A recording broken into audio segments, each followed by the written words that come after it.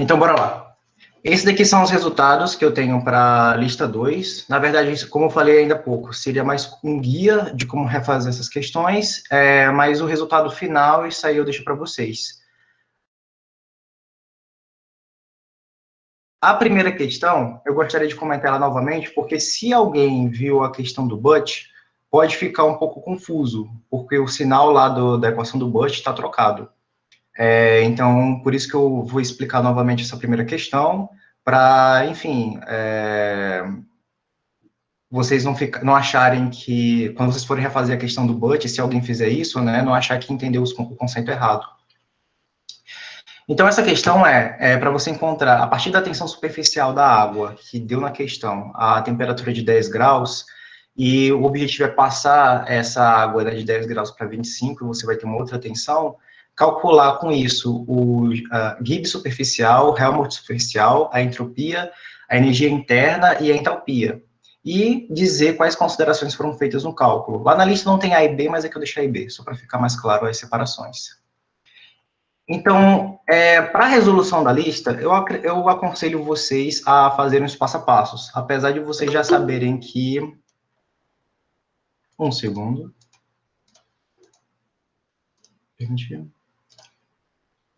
Apesar de vocês saberem já que GS vai ser igual a S, que vai ser igual a tensão superficial, e vocês saberem, né, como calcular a entropia e a energia interna, é interessante que vocês deduzam essas equações, né?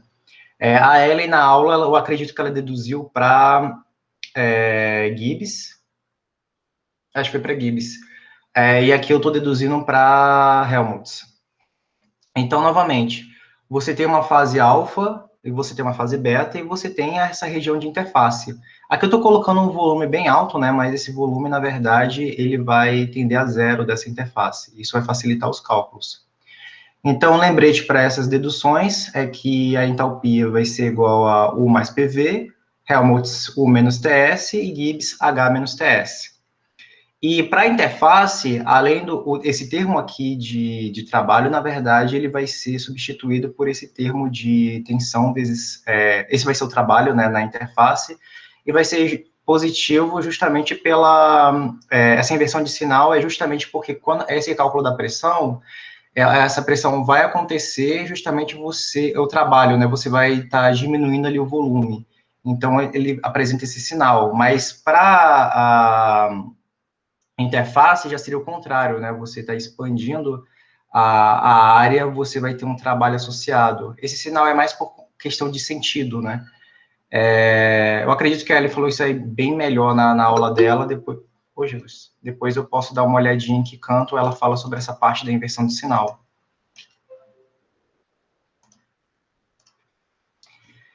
E aqui, como também é apresentado pelo Butt, a energia do Helmholtz total, ela pode ser associada tanto para essa energia na fase alfa, na fase beta, como na parte interfacial. Então, essa daqui eu abrindo e expandindo para cada fase. Então, a energia de Helmholtz total relativa a cada fase vai ser igual a essas contribuições. Para a interface, esse termo de volume vai ser importante. Aqui já tem o termo de potencial químico. Para a fase beta também o termo de volume vai ser importante. E para a interface, o termo de trabalho, novamente, está aqui substituído por gama delta A.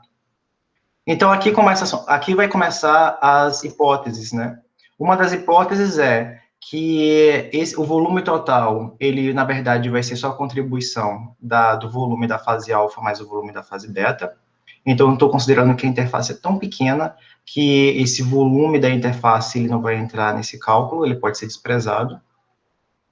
Uma outra contribuição que pode ser utilizado é o equilíbrio de potencial químico. Então, a gente está fazendo todos esses cálculos no equilíbrio.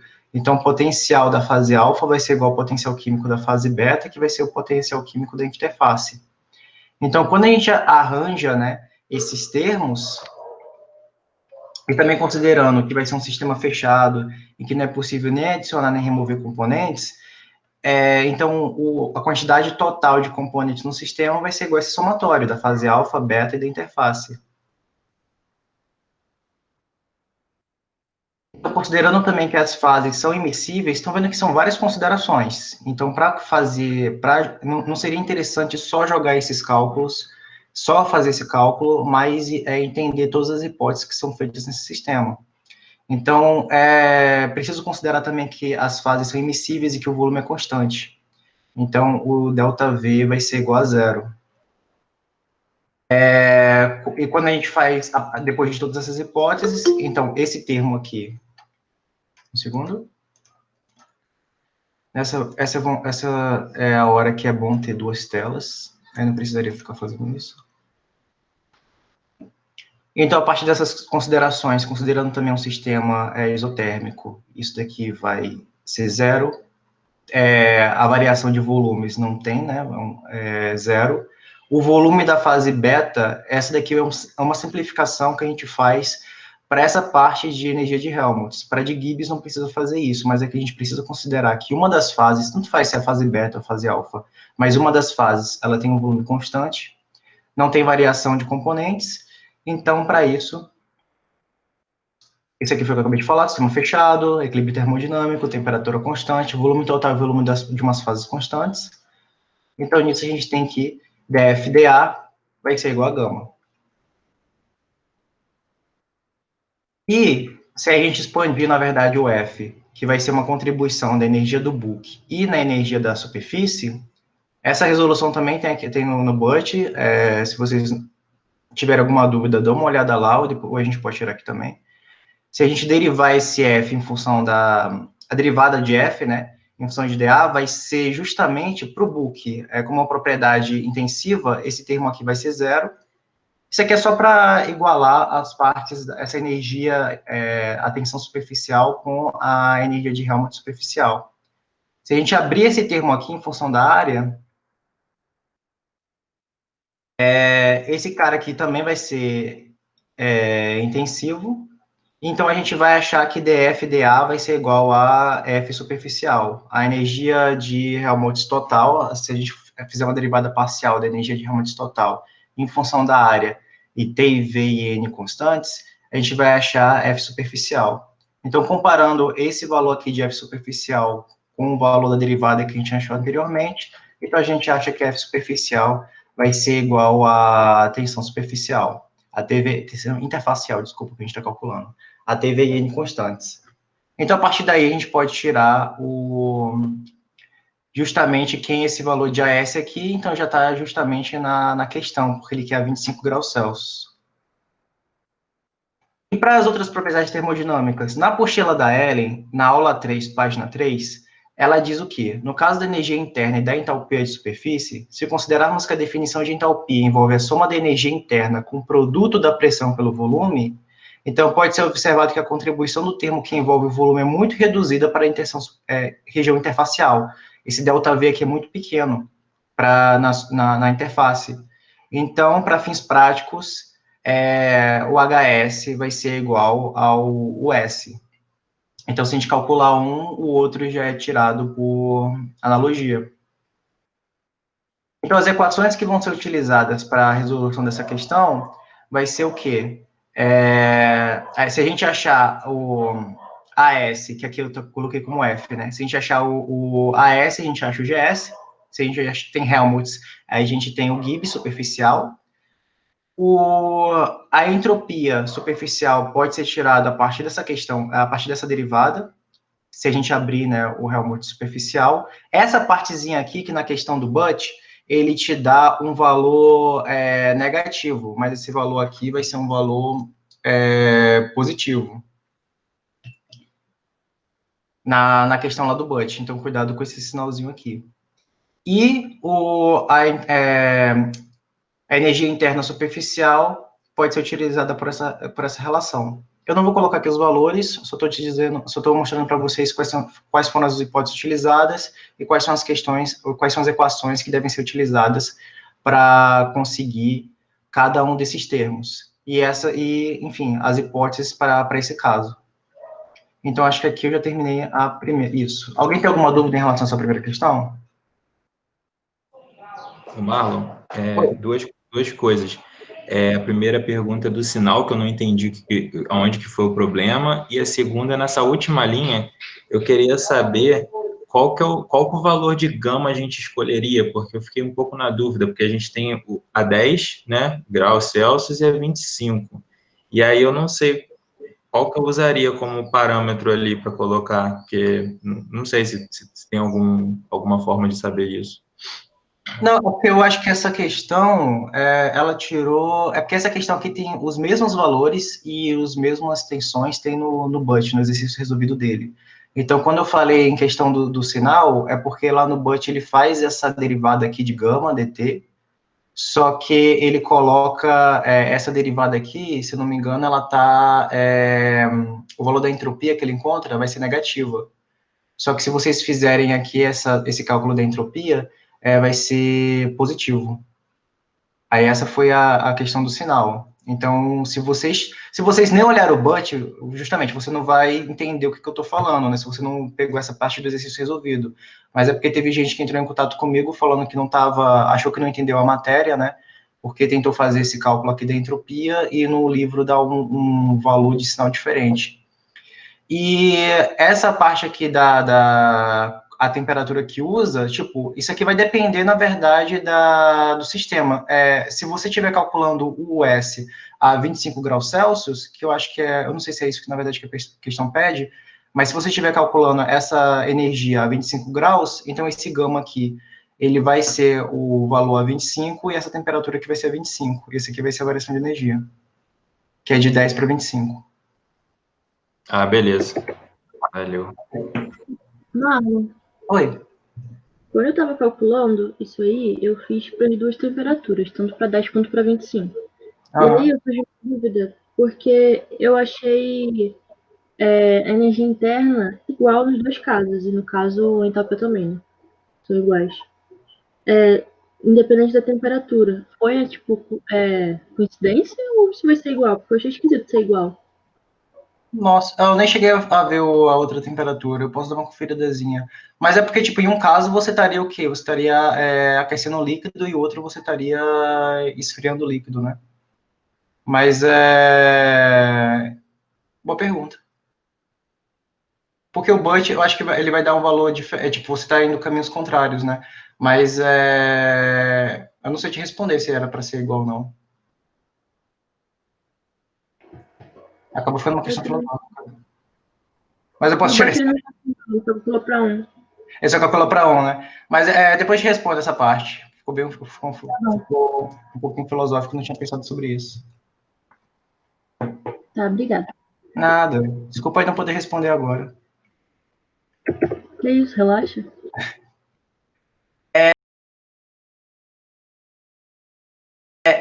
Alguém tem alguma dúvida ainda em relação à primeira? Tá. Em relação à segunda, essa questão aqui, a Ellen, ela não disse, pelo menos eu não lembro dela ter falado em aula, ou se falou foi bem rápido, mas conhecendo-se, ela já deu o valor da derivada, já disse qual a substância, que é o metanol, já deu a temperatura, só que ela dá a energia, ela quer que você calcule a energia por área, só que ela deu energia por mol. Então, nesse caso aqui, tem um fator de conversão que vai converter esse valor de energia por mol para energia por área. Então, a equação que é para utilizar está na página 6 da apostila, pelo menos na versão que eu tenho é a página 6, e seria utilizar esse parâmetro aqui de conversão, que ela já deu lá, vocês não precisam gravar, né? Então, esse AC, ele vai ser justamente da forma como ele é calculada, né? Ele vai ser supondo que essa molécula de metanol, ela vai ser esfera. Então, eu nem cheguei a ver se tem essa discussão de 1/4 da área total exposta. Mas, tipo, se você tem essa área, né, de uma esfera, na apostila da Ellen tem dizendo que nem toda essa área ela vai estar exposta, né, porque essa esfera ela não está espalhada, essa área total não está espalhada na superfície, mas só uma parte dessa esfera ela está na superfície. Então, esse 1/4 aqui, ele entra justamente para reduzir, né, essa área total. Esse 1/4 é um valor totalmente empírico. Então, aqui eu já dividi esse AC por 1/4 e separei, né, por esses termos, só um rearranjo matemático. Então, esse primeiro termo é o que na apostila da Eren tem falando sobre esse termo aqui.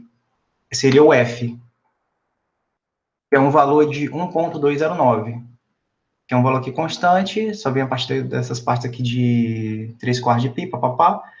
E esse valor aqui pode ser rearranjado para ficar sobre o volume molar, a área total da partícula por mol. Agora, na verdade, a gente não tem esse parâmetro, né? A gente teria que calcular. O metanol, a gente tira a massa molar dele, né? Enfim, só pela parte química, né? C3OH. Então, a gente acha que ele vai ter se eu não me engano, 32 gramas por mol, e aqui essa equação já deu a densidade, de 0,792. Então, isso aqui a gente calcularia esse valor de VM. Então, no final, a gente acha que AC vai ser igual a F vezes NA elevado a 1/3 VM. Essa equação aqui, eu acho que ela já está tranquila na apostila. Opa. E, enfim, como eu falei, né, eu não vou colocar os resultados aqui, mas seria calcular esse valor de AC, multiplicar por essa energia, por esse valor de US, e aí você tem o seu valor da energia interna na superfície por área. Alguém ficou com uma dúvida?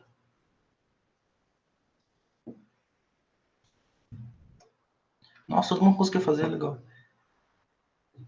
É como eu falei, essa questão aqui, eu acho que ela não deu na aula, né? Mas ela tem na apostila. Então, quem não viu na apostila pode ter ficado um pouquinho perdido, mas todos esses parâmetros tem na apostila da Ellen. Então, isso aqui é só mesmo substituição dos valores e fazer o cálculo da energia por área. Agora, eu vou passar. Alguém quer falar? Eu ia falar só que eu acho que ela chegou a passar por isso na aula, sim, só falou bem rápido. Ok. Tudo bem, tudo bem. A única coisa, tipo, isso aqui eu nunca vi em prova, né? Só vi nessa parte de lista de exercícios, mas isso aqui é só mesmo, o objetivo aqui é só mudar de energia por mol para energia por área, então não tem problema. A 3 por hora eu vou passar rapidinho e vou logo para 4, mas a 3 eu vou voltar, gente, é porque a 3 está no Word, aí eu não quis passar aqui para o PDF, aí eu vou ter que fechar e abrir outro arquivo.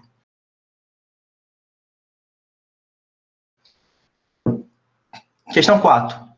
Tem uma bolha de sabão de raio 1 centímetro contendo uma solução de surfactante de 2 milimol em água. Cada molécula de surfactante ocupa uma área de 0,7 nanômetros quadrados. Qual a tensão superficial da solução? Então, na verdade, a Ellen, nos exercícios, ela, na verdade, te dá a tensão superficial e no final, que eu acho que ela colocou isso lá na aula, no final ela te dá a área. Então, na verdade, essa questão aqui, ela é de trás para frente, né? Aqui você já tem a área e o teu objetivo é calcular a tensão superficial. Então, também, eu acredito que ninguém deve ter dificuldades nesse tipo de questão. Você tem uma área de 0,7 nanômetros quadrados por molécula. Novamente, aqui é molécula, né? E a equação da tensão superficial, a questão da quantidade em excesso é por mol. Então, a primeira coisa aqui é vocês converterem esses 0,7 nanômetros quadrados por molécula para a unidade de mol. E vocês invertem esse valor, porque aqui é metro quadrado por mol, só que a tensão é o quê? Mol por metro quadrado. Então, só uma questão de inverter esse valor e igualar com a equação de excesso, a equação de Gibbs, que ela colocou já na penúltima aula. Então, de novo, aqui fica só uma substituição de valores. Essa concentração aqui vocês já têm, do enunciado, RT. Esse carinha aqui, essa derivada, vocês também já têm. Aqui eu coloquei joule por metro quadrado, só que se quem quiser botar por milinewton por metro, também pode botar, vai do coração de cada um. E no final vocês acham esse valor de tensão para esse componente de água mais surfactantes. Então, a A é resolvida dessa forma. Agora, B, qual a diferença de pressão é maior, numa bolha de sabão ou numa hipotética bolha de água de mesmo raio? Então, vocês têm essa estrutura aqui, que seria a água mais surfactante, você tem uma bolha, o raio vai ser... Aqui eu botei 1 centímetro, mas, enfim, como vai ser de mesmo raio, isso aí vai cancelar na equação de Laplace, então não importa. Mas a segunda questão, essa segunda parte, então é só vocês fazerem a razão, né? Então, vocês têm uma bolha de água. Isso daqui a Ellie não explicou na aula, mas se a gente tem uma bolha não é uma bolha de água, né? Que a gente está ali, o book e tem aqui a bolha. Isso aqui seria como se fosse uma bolha de sabão, né? A bolha de sabão, ela tem uma interface externa e ela tem uma interface interna. Então, no final, a equação, como ela tem essas duas interfaces, aqui fica 2 vezes 2 gama. Então, fica como 4. Quem não fez isso nessa questão, não tem problema, porque essa questão, ela pediria uma razão, né? Qual a diferença de pressão é maior. Então, se vocês aplicarem uma razão aqui, então, enfim, vai cancelar esse termo nos dois. Então, tá tudo ok. Mas se algum dia vocês forem fazer esse cálculo para 2 bolhas, não estranhem esse numerador aqui está multiplicado por 2. Então, vocês têm essa equação de Laplace considerando uma bolha de água, né? E tem essa equação de Laplace considerando já a água mais surfactante. Vocês aplicam essa relação e vocês vão ver qual é a maior diferença, né, de pressão, se vai ser na bolha ou na bolha mais o surfactante. Então, também não tem mistério essa parte. Alguém tem alguma dúvida?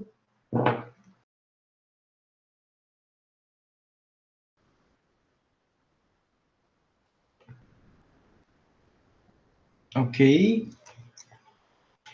A 5, eu acho que foi que o pessoal tirou mais dúvidas comigo no WhatsApp, que é para calcular o excesso superficial quando a superfície está saturada. Então, tipo, o excesso superficial, você pode calcular ele em qualquer ponto, né? Mas como a questão pediu quando a superfície está saturada, então ela está pedindo o quê? Na CMC. Então, que é o quê? Quando você está ali adicionando surfactante numa solução, que é de água, pode ser qualquer outro tipo de substância. Esse surfactante, a gente está considerando que ele vai ter essas propriedades aqui. Ele vai ter uma cabeça polar ou uma cauda polar, por exemplo. Então, se isso aqui, como ele está falando em água, então a parte polar deve ficar em contato, ou a parte apolar deve querer fugir da água. Então, se ele está querendo fugir da água, porque, enfim, tem essa região hidrofóbica, ele vai para onde? Vai para a superfície. Então, à medida que eu estou adicionando surfactante, esse surfactante, para fugir, para a estrutura dele fugir da água, ele vai se acumular na superfície. Até o momento que tem tanto surfactante, porque esse surfactante ele tem um volume. Então, ele vai ocupar uma certa área na interface. Até um determinado momento que não adianta mais eu adicionar surfactante, que já está lotado essa interface. Então, é nessa região que deve ser utilizado esse cálculo. Então, quem plotou fica dessa forma, né? A tensão superficial em função da concentração. Isso aqui explica o que eu acabei de falar. À medida que eu estou adicionando surfactantes, ele está indo para a interface. E pelo fato dele estar indo para a interface, ele está o quê? Ele está estabilizando a interface, está diminuindo essa energia que tem lá em cima. Então, a tensão superficial vai diminuindo com o aumento da concentração, só que chega um determinado momento que não adianta mais eu adicionar surfactante, que a interface já está lotada. Então, esse aumento da concentração aqui do surfactante, ele não vai mexer nesse valor de tensão. Mas aí que tá, como eu calculo a CMC? Tem 2 formas. Ou você aplica, eu acho que alguém tinha me perguntado, né? Posso aplicar uma equação aí? Pode. Você pode colocar uma equação aqui, deriva aí a segunda vez para achar o ponto de inflexão, que deve ser em torno aqui dessa região, e aí você pode aplicar essa derivada pontual, né? Vai achar esse valor de derivada aqui nesse ponto.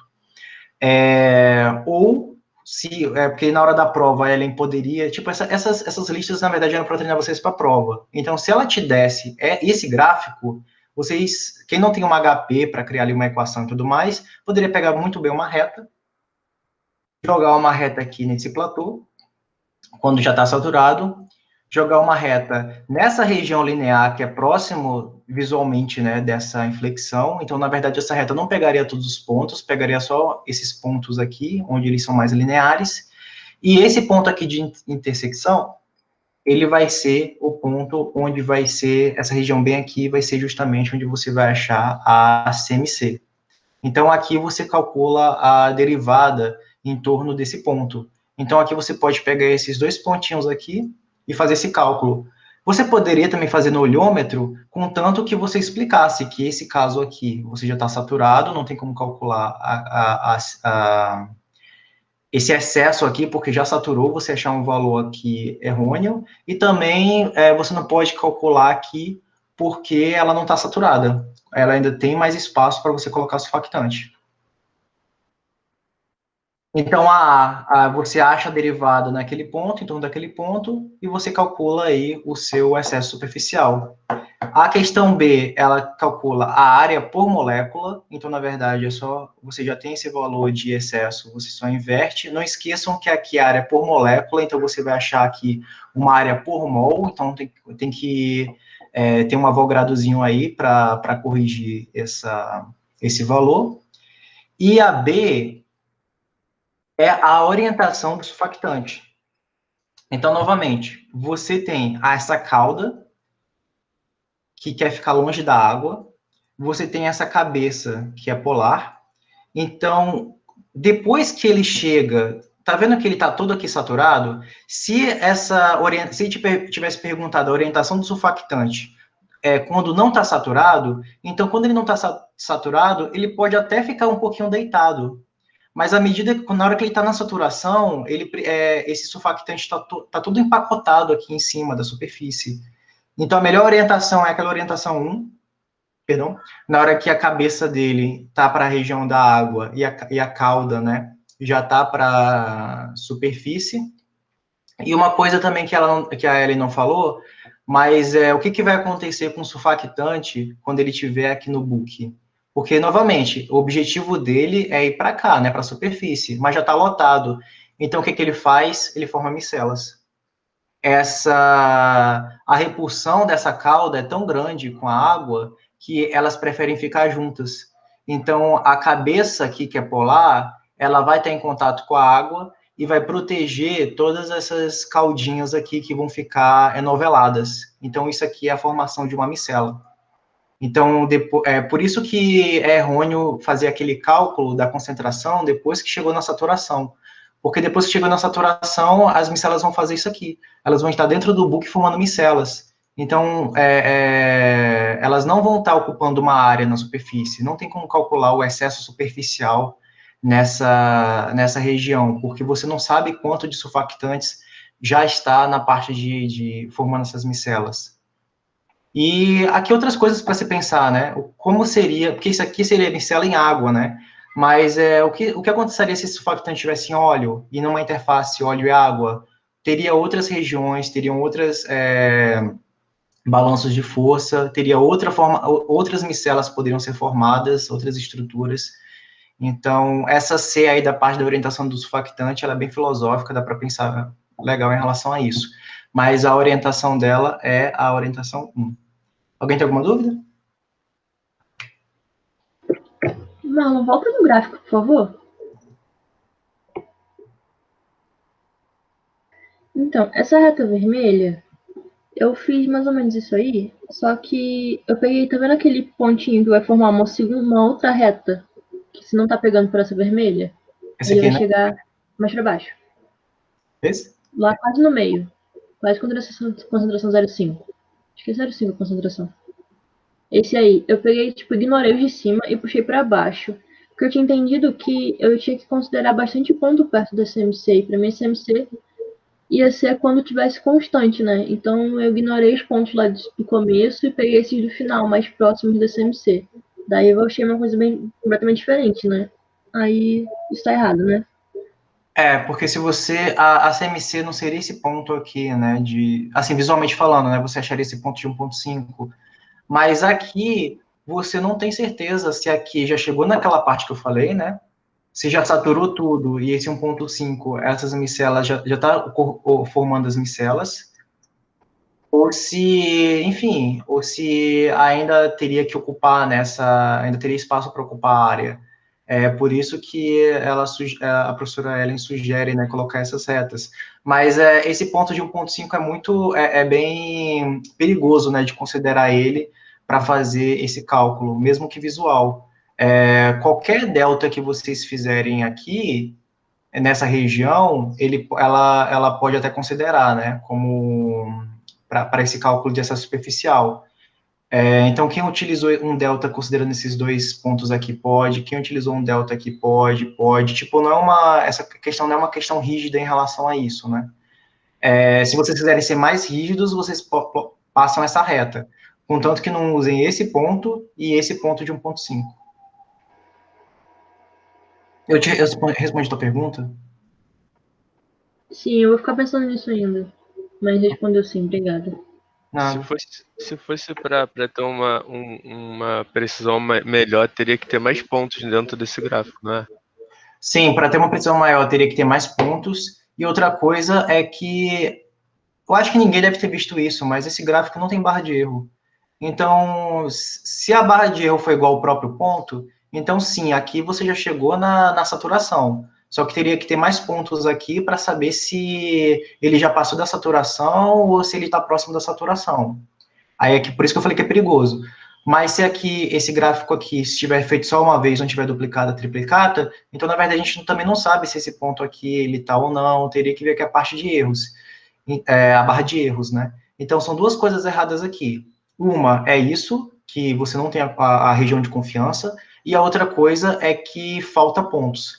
Então, o ideal seria que tivesse mais pontos aqui, nessa região, para saber essa parte da inflexão, e também mais pontos aqui, né? E você poderia muito bem, como alguém deve ter falado, né? Você aplica aqui a equação, né? Uma equação característica, e você, em vez de fazer essa forma arcaica, né? De botar uma retas, você faria essa análise por derivadas.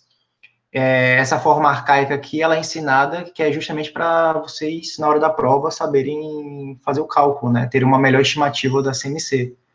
Mas no laboratório deve ter outras formas bem melhores de você fazerem esses cálculos. Eu respondi, porque eu viajei agora na fala, mas eu respondi. Aham, tranquilo. Ok.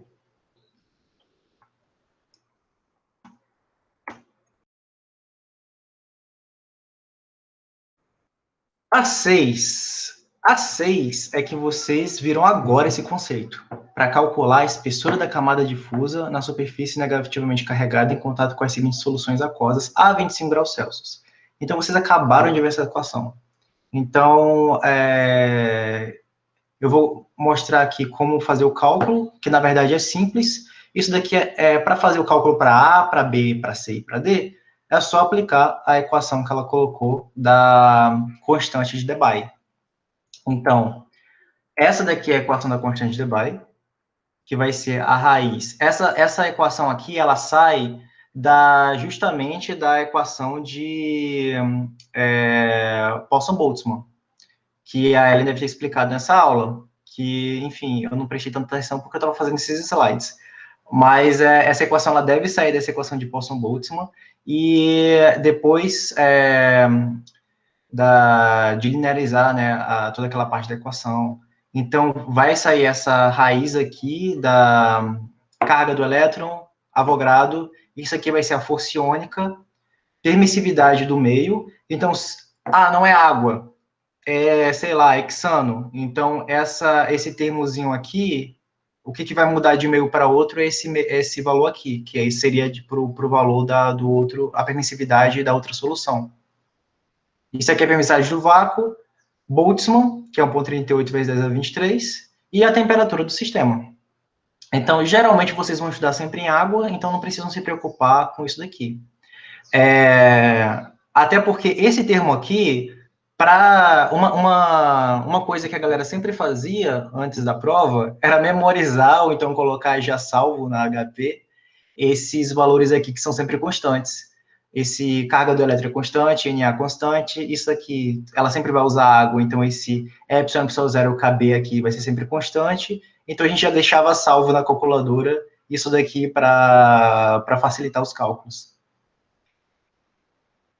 Então, para essa equação, todos esses termos, tanto para A, para B, para C e para D, todos esses termos aqui vão ser iguais para todo mundo. A carga do elétron, O que vai mudar é o cálculo da força iônica. Então, isso daqui, na verdade, vai dar... ela quer a espessura da camada difusa. Essa aqui, a constante de Debye, ela vai te dar o valor em 1/metro. A camada difusa vai ser o inverso desse valor. Então, vocês vão utilizar essa equação, vão calcular, isso aqui vai dar o resultado em 1/metro, vocês invertem e vocês vão calcular a espessura dessa camada. E conforme a Elia explicou na aula de hoje, à medida que você aumenta essa concentração, ou então você tem elétron, para a mesma concentração, para a mesma força iônica, ou para a mesma concentração, mas para elétrons divalentes, sais divalentes, você vai ter uma diminuição dessa camada. Então, calculem isso daqui, e se vocês virem que o resultado de vocês faz sentido nesse contexto, né? Você está diminuindo, à medida que está aumentando a concentração, você está diminuindo, né, a espessura da camada difusa, então está coerente, pelo menos faz sentido o resultado. E outra coisa é que essa concentração aqui, ela tem que ser em mol por metro cúbico. Então, cuidado aí com as unidades. Eu acho que ali na questão está por decímetro, só convertam para metro cúbico e apliquem nessa equação. Alguém teve dúvida? Quer dizer, vocês não tiveram dúvida nessa questão, não? Vocês não fizeram. Alguém tentou fazer, na verdade? Eu não tentei, quer dizer, eu tentei, eu li, só não entendi, aí eu te perguntei, eu acho, lá no WhatsApp, mas aí eu ainda não consegui fazer, não sentar para fazer. Ok. Ô, Marlon. Oi. Eu vi que no slide da Ellen, eu até ia perguntar, ela chegou a falar de espessura, só que colocando 1/K, 1/K, né, lá nos slides, eu fiquei meio em dúvida. Então, a espessura é o lambda, né? E é porque, tipo, esse valor aqui de K, que é a constante de Debye, a unidade desse K é 1/metro. Então, nos slides da Ellen, tá 1/K, que é justamente para dar o valor da espessura, que é em metro. Ah, entendi. Aí esse 1/K que ela chamou de lambda, né? Isso. Aí, eu não lembro se é lambda que tá lá, mas esse o valor aí da espessura. Então, para essa questão 6 aqui, ela não quer que vocês calculem K exatamente. O objetivo é calcular essa espessura, que é 1/K. Então, se vocês fizerem até análise de unidades aqui, vocês vão ver que o resultado vai dar 1/metro. Então, vocês invertem esse valor e vocês vão ver que essa espessura, né, ela vai acabar diminuindo na hora que você aumenta essa concentração de sal. Ou seja, você está aumentando a concentração de sal, então esses íons, eles vão ficar mais coladinhos com a parede. Você vai comprimir essa dupla camada elétrica. Então, é esse o efeito que você acaba visualizando quando você faz essa análise. Responde a tua pergunta? Sim, show. Uhum.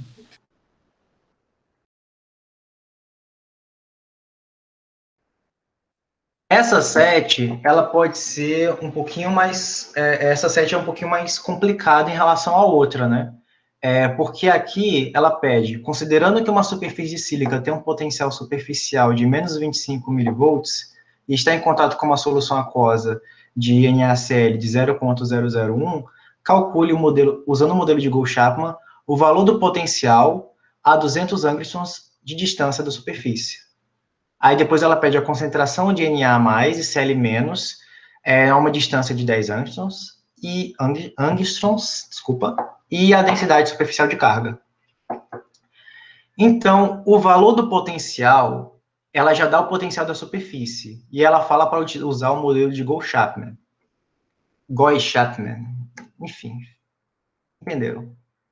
Esse modelo, conforme esse aqui já seria, tem todas aquelas hipóteses que ela aplicou, isso aqui já seria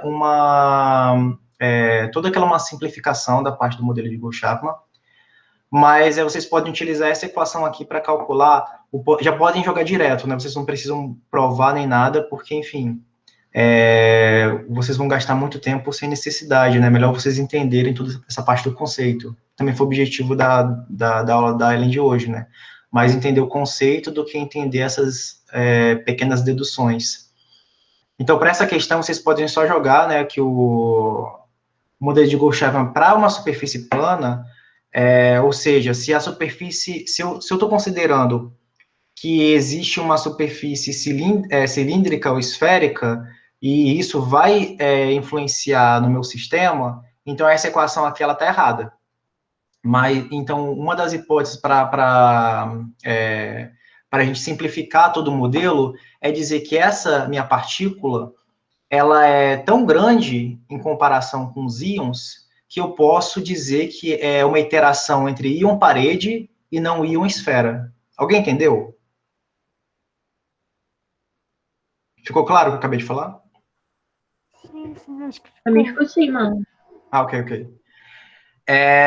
Então, a primeira coisa para fazer nessa aqui é calcular a constante de Debye.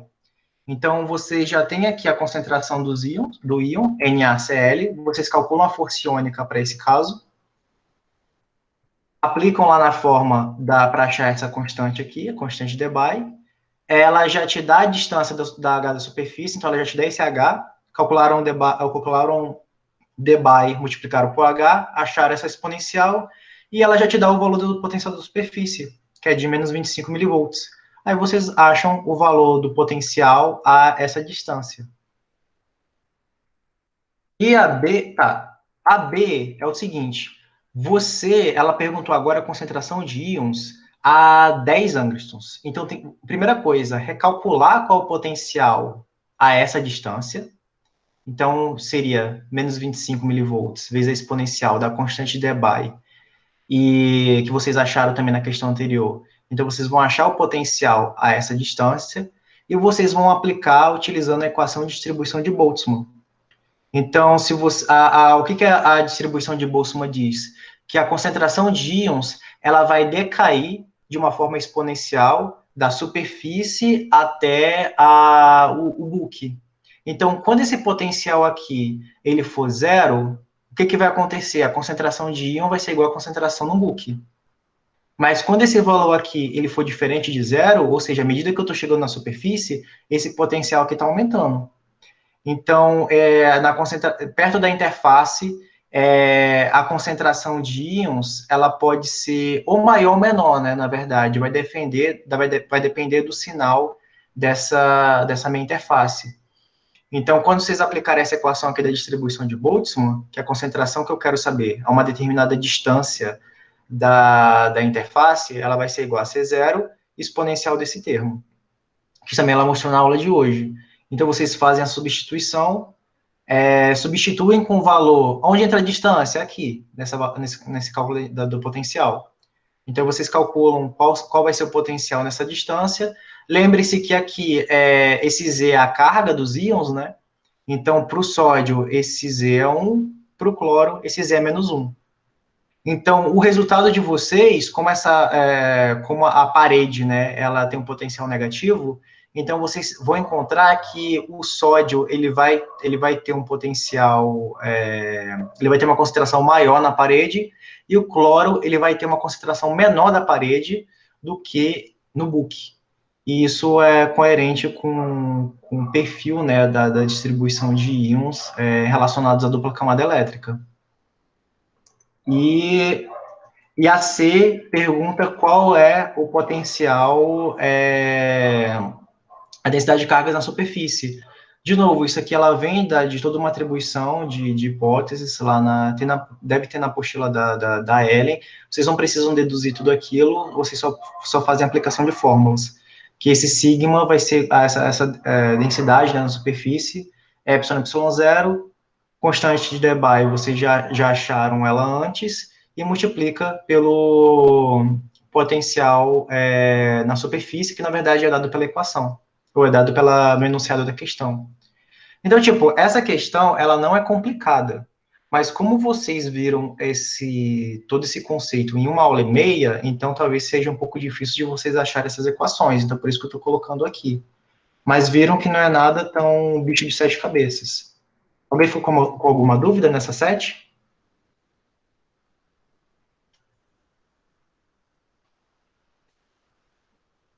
Eu não cheguei a ver ela ainda, mas agora, olhando devagarzinho, acho que encaixa bem nos conceitos, né? Porque tá bem recente na cabeça, então.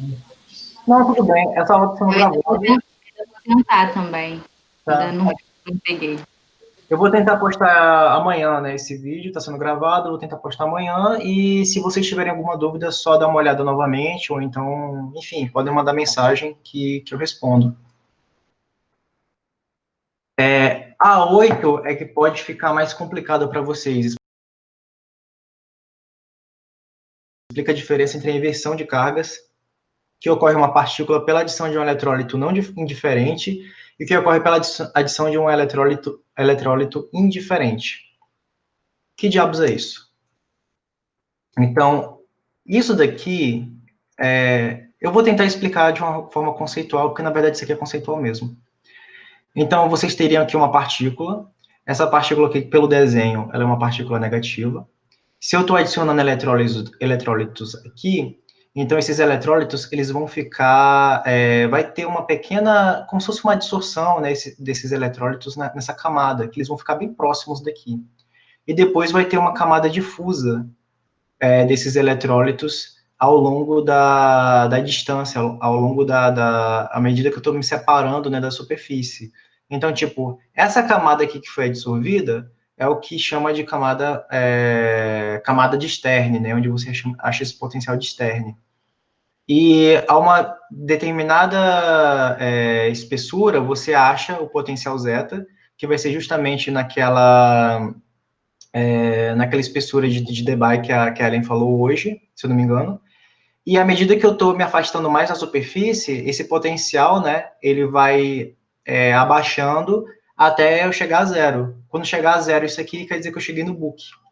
Então, o que acontece se eu adicionar um eletrólito indiferente? Esse indiferente aqui nessa palavra é o seguinte, vamos supor que esse é um eletrólito, seria um eletrólito, não é neutro, vamos supor que isso aqui seja uma partícula, justamente, está carregada negativamente. Então, isso aqui tem Na+.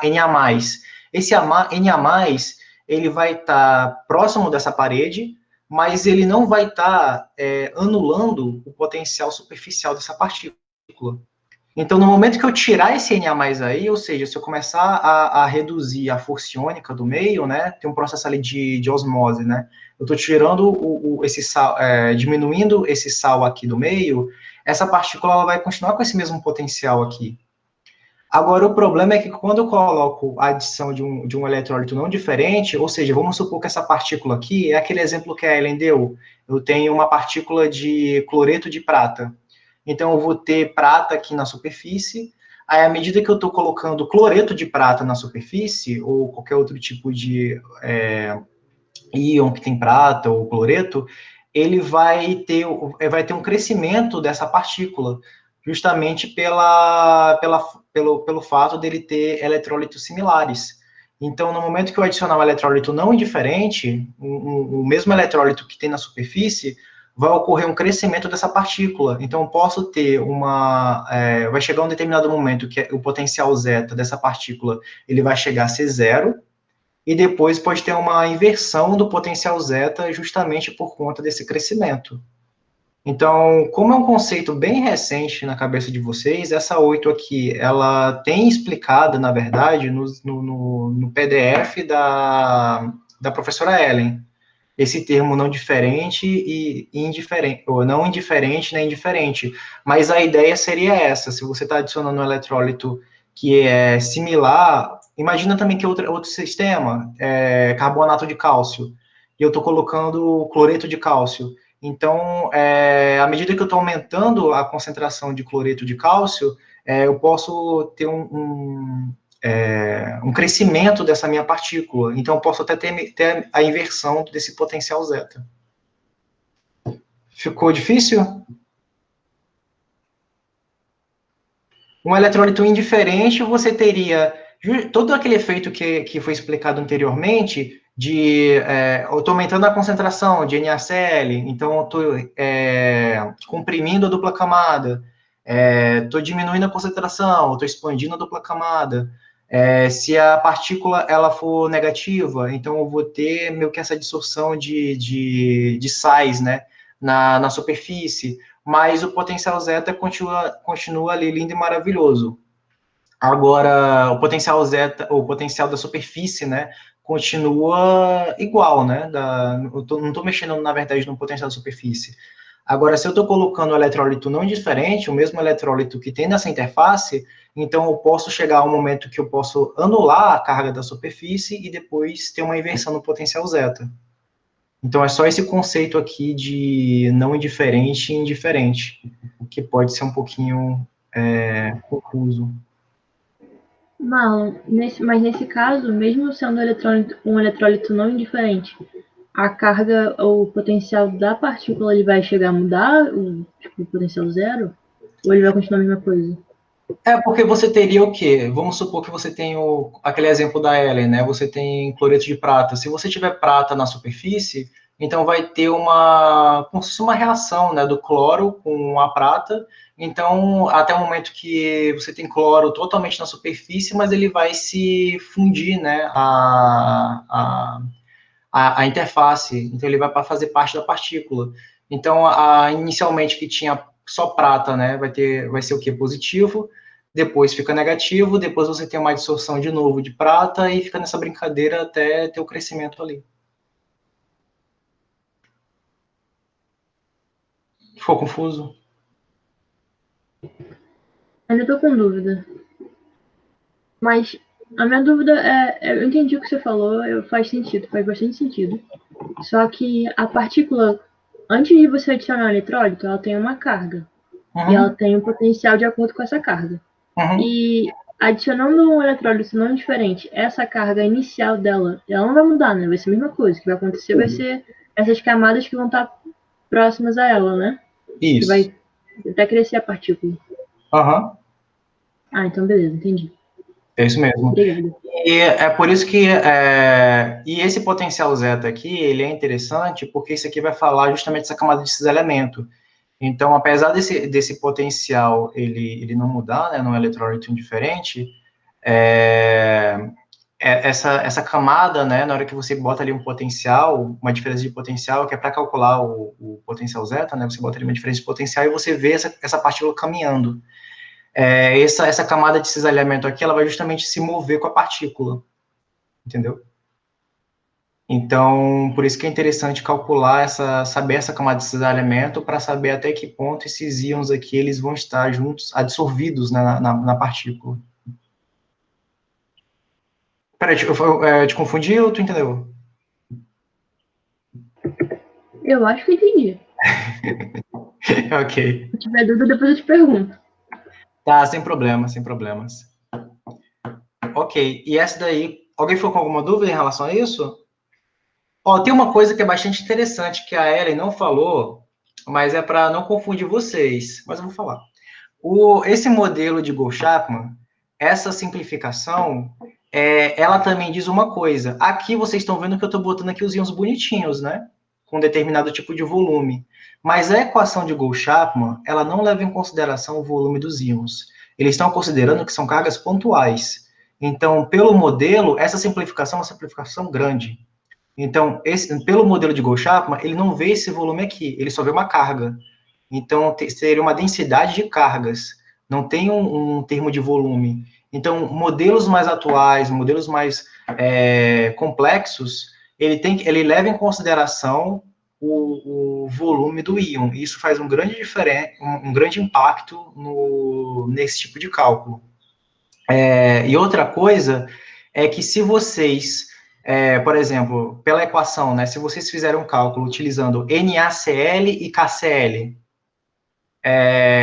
pelo cálculo ali de Gould-Chapman, pela equação, né, vocês vão ver que pela equação não tem diferença.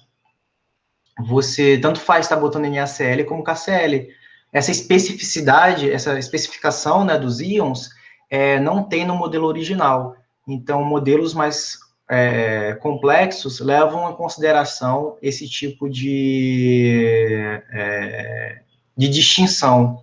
Porque, na verdade, em sistemas reais, isso faz distinção. Se você tem ali uma proteína, que foi o experimento de Hofmeister, ele pegou ali uma solução contendo albumina. Aí ele adicionou NaCl nessa solução e viu que teve precipitação. Aí depois ele pegou Ki, adicionou Ki. Aí ele viu que ele precisava um pouquinho, uma quantidade maior ou menor desse sal de Ki em comparação com o NaCl para que ocorresse essa precipitação. Ele fez isso com diferentes sais. Então, dependendo do tipo de íon, se vai ter ou não precipitação, qual é a energia desse sistema, dependendo do tipo de íon, isso importa.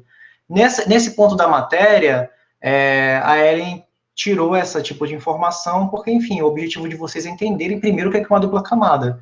Mas se alguém for trabalhar um dia com isso, com essa parte de eletrólitos, o tamanho do íon importa, o tipo de íon também vai importar, o pH da solução importa muito, porque isso daí pode mudar o potencial zeta, o potencial na superfície, ele pode ser alterado em função do pH, temperatura também, mas temperatura acho que é mais claro para vocês, porque tem na equação. Mas é isso, tem vários sistemas que podem ser, tem vários parâmetros que podem alterar esse tipo de sistema. Então, essa equação que é passada para vocês é uma equação totalmente simplificada, que leva em consideração que esses íons são cargas pontuais, que não tem volume, e que o potencial zeta para um potencial zeta bem pequeno, né? Então, enfim, se alguém um dia for trabalhar com isso, não usem a equação que está na apostila, vão procurar uma equação um pouquinho mais complexa. Alguém ficou com alguma dúvida?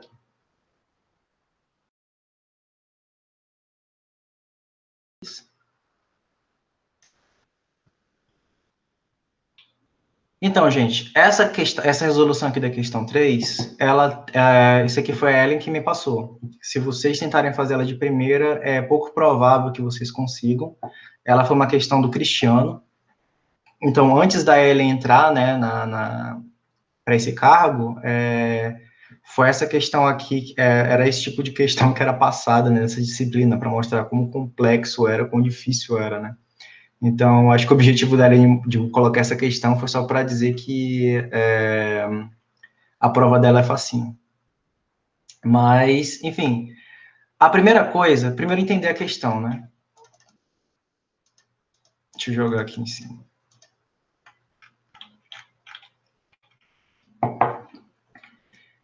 Todo mundo tá vendo? Eu tô passando um negócio no Word. Tá todo mundo vendo? Tô vendo sim. Ok.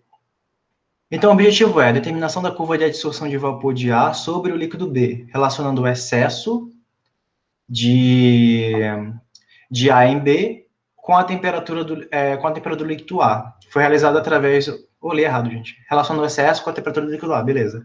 Foi relacionado através do experimento esquematizado a seguir. Então, primeiro, tem a adsorção de vapor de A sobre B, ou seja, você tem esse líquido A aqui, de acordo com esse equilíbrio entre pressão e temperatura, esse líquido aqui, ele é evaporado, vai passar por essa tubulação aqui até chegar no líquido B. Aqui vai ocorrer a adsorção, né, do A na interface de B. O B é não volátil, então não se preocupe com B na parte aqui. E depois é feito esse processo aqui de intrusão do líquido B nesse capilar.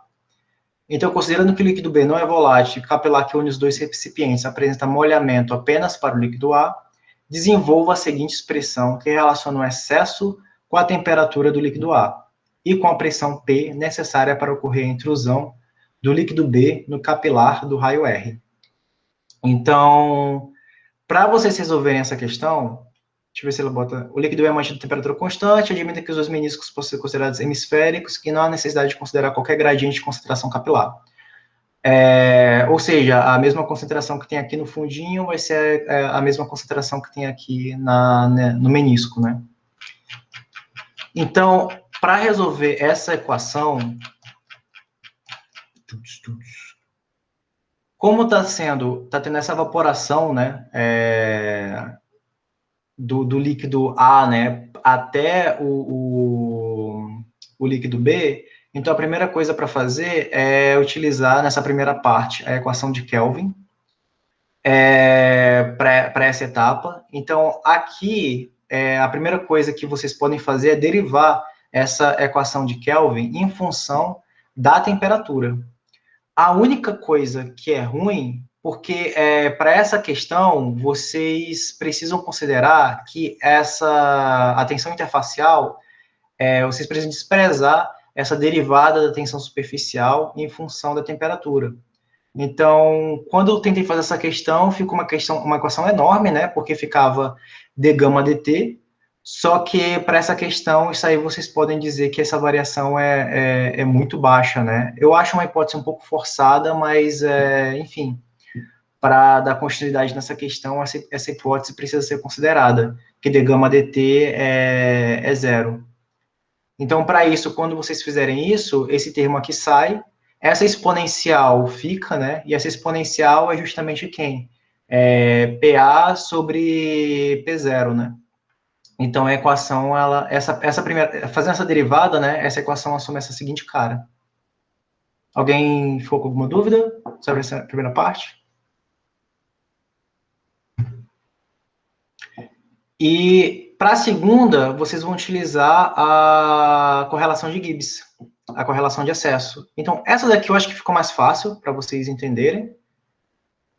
Essa parte de Gibbs. E vocês vão substituir justamente o 2 no 3 para essa derivada aqui para achar essa seguinte correlação. Que aqui vai ser o N de PA, né? Então, vocês tem um rearranjo matemático de 2 para 3 para vocês chegarem aqui. E aqui, vocês vão ter que aplicar a regra da cadeia. Porque a resolução final é d gama dp. Então, aqui vocês vão abrir para a regra da cadeia e vai ficar d gama dp e depois dp dln de ta. Então, vocês precisam tirar aonde vocês vão achar o d gama dp, né? E isso daí é justamente pelo processo de intrusão capilar. Então, para essa etapa, existe uma outra hipótese também que deve ser feita, que aplicando a equação de Laplace para o processo de intrusão, vai ficar dp é igual a menos gama, 2 vezes gama r, e aqui vocês vão ter que fazer essa derivada, vocês vão aplicar essa derivada em função de gama, né?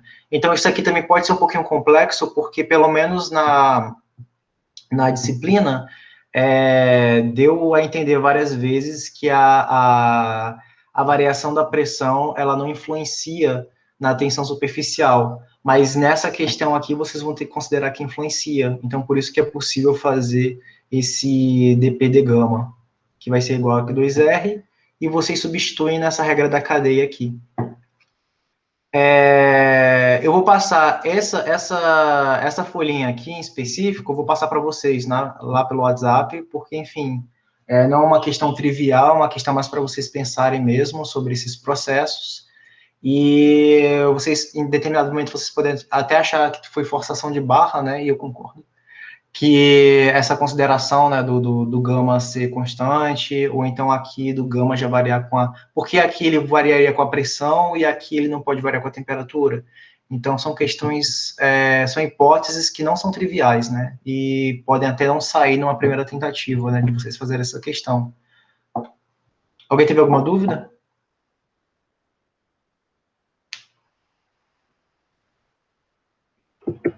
Dúvida tive bastante, né? Eu vou tentar fazer de novo agora. Não tem dúvida. Não, é porque tipo, as dúvidas que eu tive nessa questão foi essa, né? Por que diabos aqui o d gama dt é zero, né? Não foi isso que eu aprendi, mas isso é uma hipótese que tem que ser utilizada. E a outra coisa, para essa questão, você tem que seguir por isso, né? E a última dúvida era essa, por que de gama dt é zero e aqui o gama já vai, tipo, isso aqui não é zero, né? Porque gama, a variação de gama, ela influencia na pressão. Então, novamente, isso é uma outra hipótese que está sendo utilizada nessa questão. E não talvez não seja trivial para vocês esse tipo de hipótese. Para mim também não foi trivial, porque eu não sou da área de experimental, então, se eu for modelar isso, eu vou sempre considerar que gama em função da temperatura é constante. Então, novamente, eu vou passar essa folhinha aqui em especial, vou passar para vocês, e se tiver alguma dúvida a mais em relação a ela, podem me procurar, ok?